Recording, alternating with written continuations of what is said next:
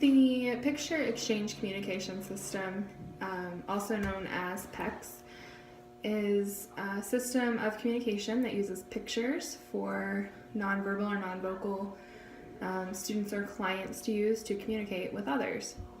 It was developed in 1985 specifically for preschool students with autism who had no functional or socially acceptable speech, and has since been used in a wide array of areas with different types of clients and individuals, all who have difficulties speaking.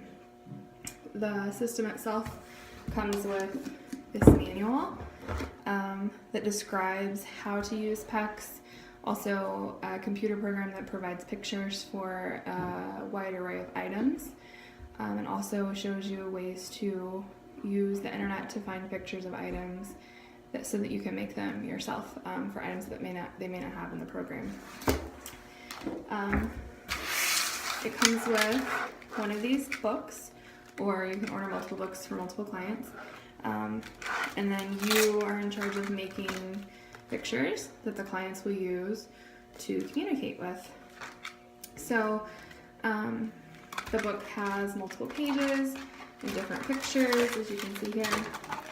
I will go through and give you a brief rundown of what each phase of PECS is. There are 6 phases total before it is considered mastered and the system is completed. So in phase 1, the student has a desire for an item.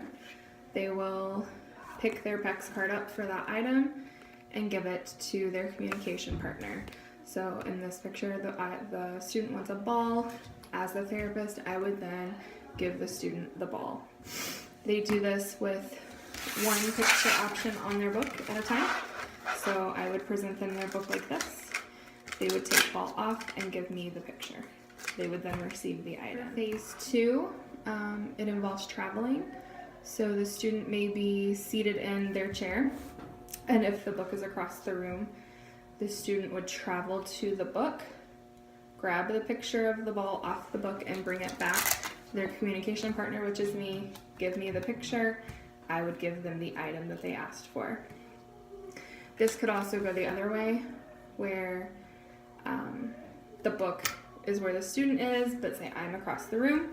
So if I'm standing on the other side of the room, the student would take their picture off and travel to me with their picture, and I would then deliver the item for whatever picture it is that they've given me. Phase 3 is where we begin teaching discrimination of pictures. So instead of the student's book having one picture on the front for them to choose from, there are multiple pictures. For instance, when we first start teaching, we might start with 2 pictures, so they could choose from ball or candy. And if they want ball, we're looking to make sure that they're giving us the ball picture instead of the candy picture. The PECS system is great in that it comes with tools to teach you error correction. So if they hand us candy and want ball, the PECS system has a very specific way of how to reteach that skill. Eventually, with learners that have mastered skills, this entire page might be full and the learner's picking off what they want from a large array of pictures that they are able to discriminate. Phase 4, the learner requests a non-present item using I want in the sentence strip. So now the learner can say, I want the ball. They would then take the strip off and present it to their communication partner, which would be me as the therapist. Then I would prompt them, or I would read for them, I want ball, and present them with the item so that they're using a complete sentence. This morphs when we add in attributes, which comes next. So they could say, I want, and there would be a picture of a blue, because I have a blue ball. They would say, I want the blue ball, or I want the yellow ball, whatever color ball I have available. And this could go for any kind of candy.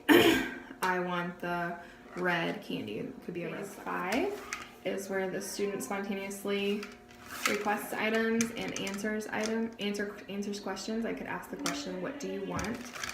And the student could then go to their book and say, I want a cookie. They would take the strip off and hand it to me. This is spontaneous standing as well.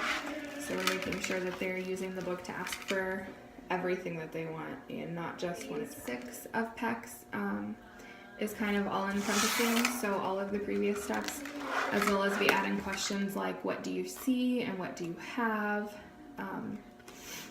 where are we, questions like that. So the student might have multiple pages of pictures. As you can see, the student that this book belongs to doesn't have that many pictures because they're still in the early learning phases of PECS.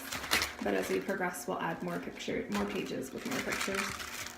So in this phase, the student is spontaneously requesting and commenting and able to answer questions using their PECS book.